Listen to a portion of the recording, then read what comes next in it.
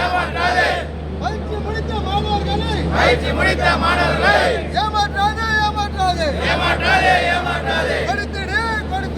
கொடுத்திடு எங்கள் வேலையை எங்களுக்கே கொடுத்திடு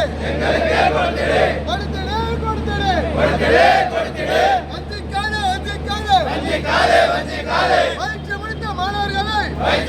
மாணவர்களை வஞ்சிக்காதே இந்தியாவில் தமிழ்நாடு